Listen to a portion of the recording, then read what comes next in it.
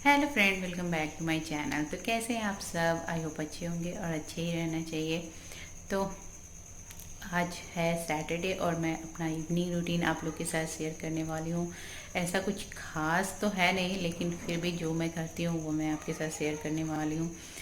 और हर दिन जो इवनिंग में सेम रूटीन नहीं रहता है, इसलिए ये नहीं बोलूँगी कि हर दिन सेम ही रूटीन रहता है, तो अलग अलग ही रहता है। तो इसलिए मैंने सोचा कि चलो आज का शेयर करते हैं। तो आई होप आपको अच्छा लगेगा तो फिर वीडियो को लास्ट तक देखना मत भूलिएगा।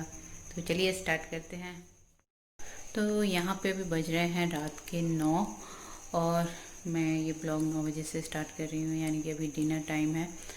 तो डिनर प्रिपेयर करने का टाइम है, तो मैं फटफट से डिनर प्रिपेयर कर लेती हूँ। हालांकि आज थोड़ा सा लेट भी हो गया है। तो मैं बच्चों का होमवर्क कराने में बिज़ी हो गई थी। बच्चे कल का होमवर्क नहीं किए थे, तो आपको तो पता है बच्चे मूड मूड पे होमवर्क करते हैं। तो वैसे ही शाम को मैं होमवर्क कराने बैठ गई, इसलिए ज़्यादा लेट हो गया। तो इसलिए मैंने जो डिनर था वो प्रिपेयर नहीं किया। तो मैंने सोचा चलो आज आपके साथ मिलके प्रिपेयर कर लेते हैं। तो आज मैं बनाने वाली हूँ सत्तू का पराठा।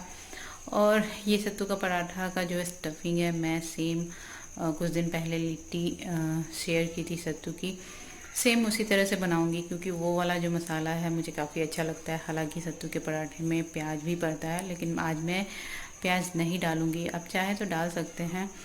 तो चलिए शेयर करती हूँ।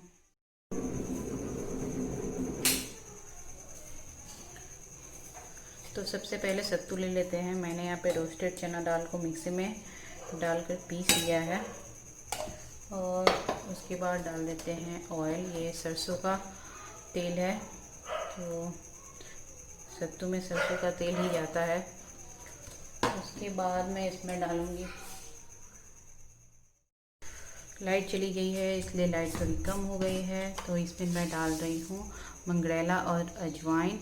मंगरेला को कलौंजी भी बोलते हैं, तो अगर आपको मंगरेला के नाम से ना मिले तो कलौंजी बोल कर ले सकते हैं।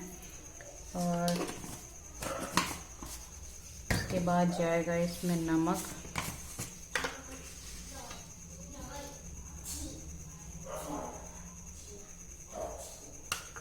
नमक डालने के बाद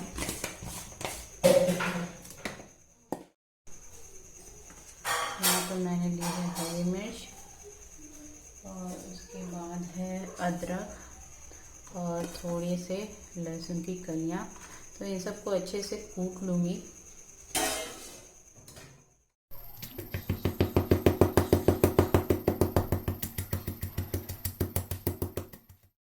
ये अभी हो गया है, तो इसको मिक्स कर लेते हैं।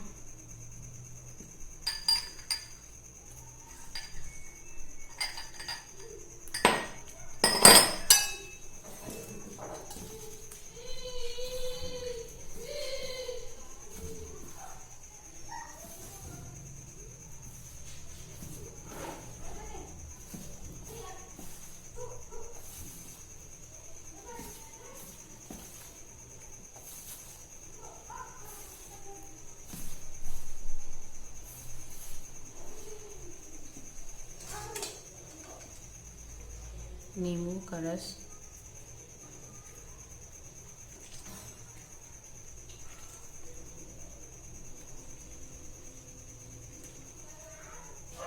नींबू के रस के बदले आप आम का अचार भी ऐड कर सकते हैं, मतलब डाल सकते हैं। मेरे पास आम का अचार है नहीं, तो इसलिए मैं नींबू का रस ही डाल रही हूँ। तो अगर आपके पास आम का अचार नहीं है तो आप नींबू का रस भी डाल सकते हैं। बीज को अच्छे से निकाल लीजिए, क्योंकि बीज बिल्कुल कड़वा लगता है। और इसको अच्छे से मिक्स कर लेते हैं। देखते हैं कि पानी की ज़रूरत पड़ती है कि नहीं, क्योंकि सत्तू हमेशा भुरभुरा ही रहता है, उसमें बहुत ज़्यादा पानी नहीं डालते हैं। तो अगर मेरा जो सत्तू है बिल्कुल परफेक्ट बन गया तो मैं पानी नहीं डालूँगी, और अगर नहीं बना तो फिर थोड़ा सा ऐड करूँगी, बिल्कुल थोड़ा सा।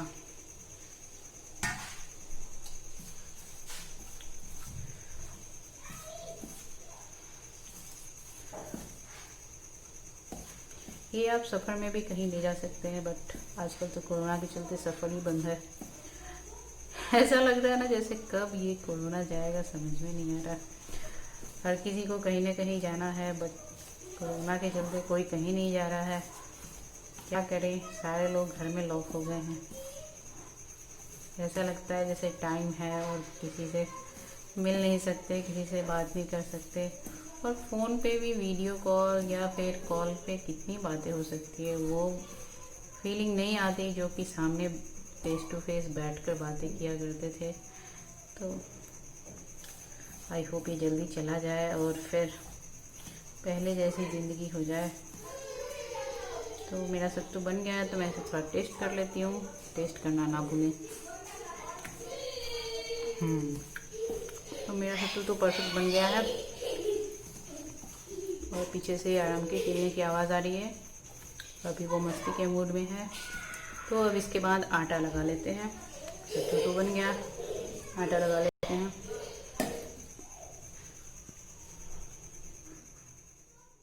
तो आटा बिल्कुल मैं सॉफ्ट लगाऊंगी, रोटी के आटे जैसा ही।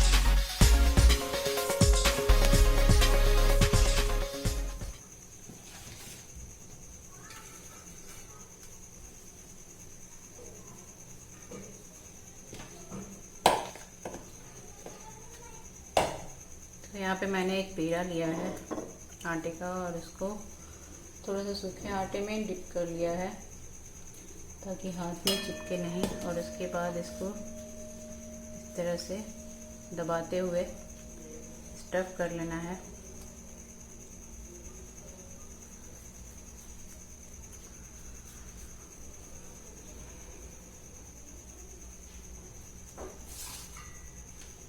मैंने गैस पे तवा भी चढ़ा दिया है।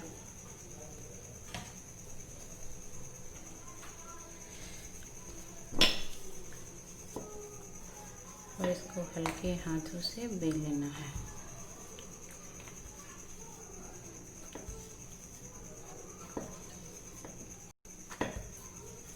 चलिए रखते हैं तवे पे, देखिए।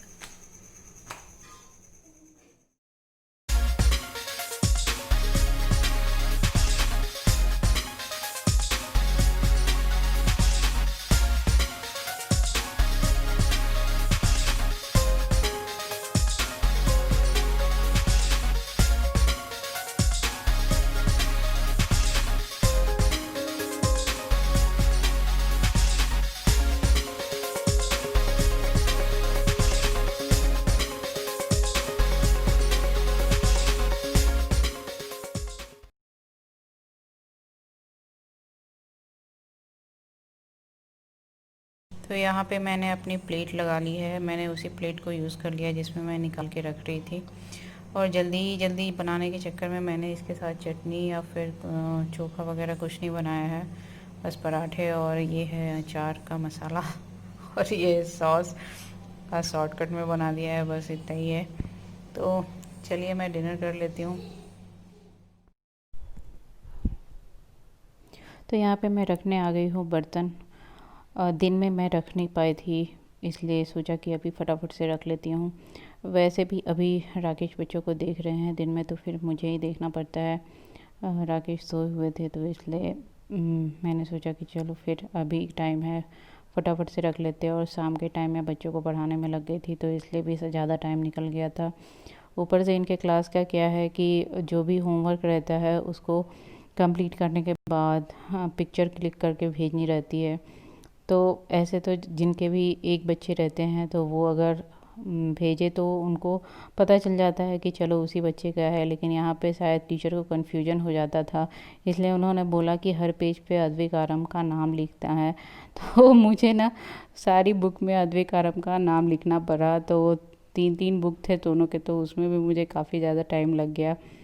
तो ये सारी चीज़ें करते करते टाइम कैसे निकल गया पता ही नहीं चला। तो इसलिए बर्तन रखने का भी टाइम नहीं मिला। और फिर वैसे भी जिस दिन बहुत ज़्यादा काम हो जाता है उस दिन कुछ कुछ काम तो छूट ही जाते हैं।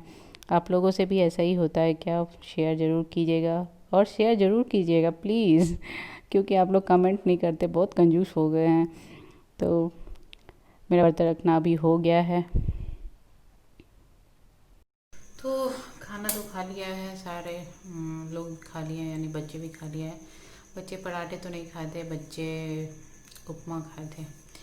तो सबका खाना पीना हो गया है। इवन आराम सो भी गया है, क्योंकि आराम दिन में नहीं सोया था, तो इसलिए मैंने उसको खाने के थोड़ी देर बाद ही सुला दिया था।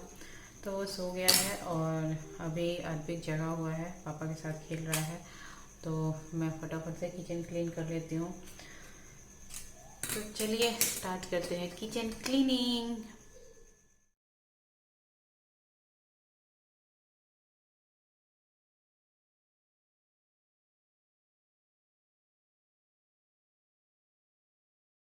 तो जो लोग मेरा ब्लॉग पहले से देखते होंगे उन्हें तो पता ही होगा कि मैं रात में ही किचन क्लीन कर लेती हूँ।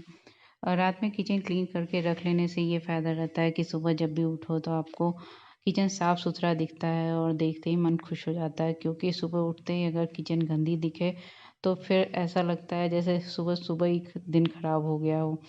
तो इसलिए किचन का साफ़ कर लेना रात में बहुत ही ज़रूरी है, मेरे ख़्याल से ऐसा है। बाकी तो जिनकी जो मर्ज़ी वो करें, लेकिन मेरे ख़्याल से किचन रात को ही साफ़ कर लेना ज़्यादा अच्छा है। कम हेडेक रहता है, सुबह उठते ही अच्छी सी किचन दिखती है, साफ़ सुथरी किचन दिखती है तो मन भी खाना बनाने में लगता है। और सुबह उठते उठते जल्दी जल्दी काम करने का भी मन नहीं करता, टाइम नहीं रहता है। तो इसलिए भी रात में किचन क्लीन कर लेना अच्छा रहता है। और रात में किचन क्लीन कर लेने से कॉकरोच वगैरह भी कम आते हैं, चींटियाँ वगैरह भी कम आती है, तो ये भी एक प्लस पॉइंट रहता है। तो मेरी किचन तो ऑलमोस्ट क्लीन हो चुकी है। और मैंने बहुत ज़्यादा डीप क्लीनिंग तो नहीं की है, बस वाइप कर दिया है गीले कपड़े से। और मैं मोस्टली इसी तरह से क्लीन करती हूँ। वीक में 1 या 2 दिन, या जिस दिन कुछ ऑयल का बनाया उस दिन मैं थोड़ा सा सोपी वाटर से क्लीन करती हूँ। बाकी दिन तो बस पानी और जो नैपकिन रहता है बस उसी से क्लीन कर लेती हूँ और मेरा किचन क्लीन हो जाता है। तो चाय की कप बची थी उसको भी मैंने वॉश कर लिया है, रख दिया है, और अब किचन क्लीन हो गई है। तो दिख भी रहा होगा, ये मैंने जो ओटीजी था उसके ऊपर तो आपको दिखाई दिया था। उसके साइड में मैंने इस तरह से जो अचार कॉर्नर है उसको अरेंज किया है। कैसा लग रहा है बताइएगा ज़रूर। मुझे तो बहुत ही अच्छा लग रहा है। इवन जो अचार के जो जार थे मैंने पहले खिड़की पे लगा के रखे थे, लेकिन जब से इधर लगाया है ना मुझे तो इतना अच्छा ये कॉर्नर लग रहा है। मतलब मेरा फेवरेट कॉर्नर हो गया है किचन का, बहुत ही अच्छा लग रहा है मुझे तो आप बताइएगा ज़रूर। तो इसी के साथ इस ब्लॉग को करती हूँ यहीं पे एंड। मिलूंगी नेक्स्ट ब्लॉग में, तब तक के लिए गुड बाय, शुभ रात्रि, बाय बाय।